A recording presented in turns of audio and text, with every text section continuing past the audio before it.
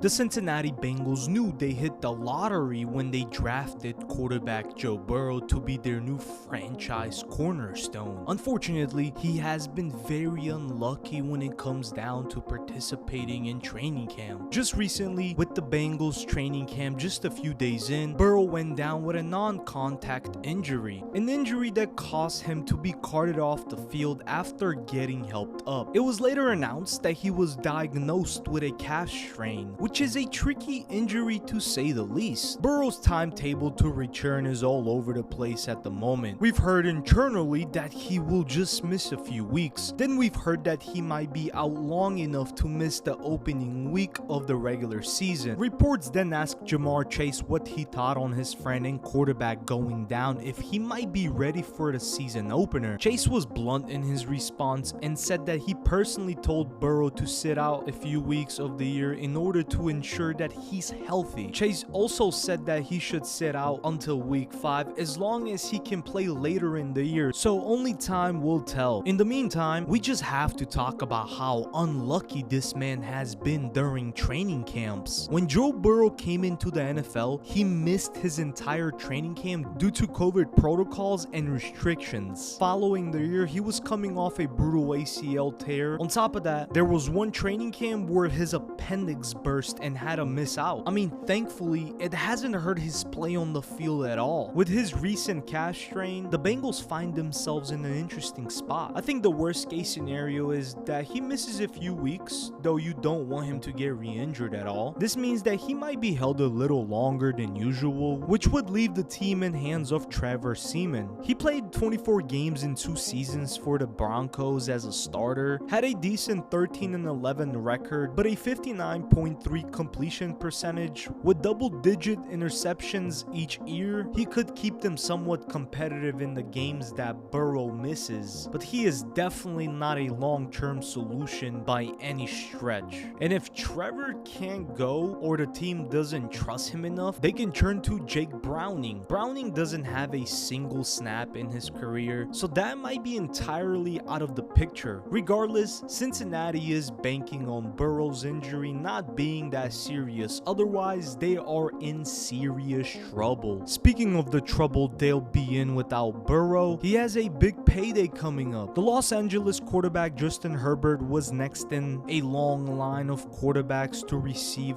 the big extension. Herbert just got locked on a 5-year deal worth up to $262.5 million, and he has yet to win a playoff game in his career. Burrow is no doubt going to ask for more than Herbert and others due to what he has accomplished in just a small amount of time, including a trip to the Super Bowl. It's going to be very difficult to judge that payday at this point in time due to the injury and whatnot. Cincinnati can't push this contract to the side and wait until the last second to negotiate. Just look at what happened with other guys like Saquon Barkley and now Josh Jacobs. Simply put, the Bengals can't afford to make Burrow unhappy or feel as though they are lowballing him. Otherwise, their future would look incredibly dim if he's not their starting franchise quarterback.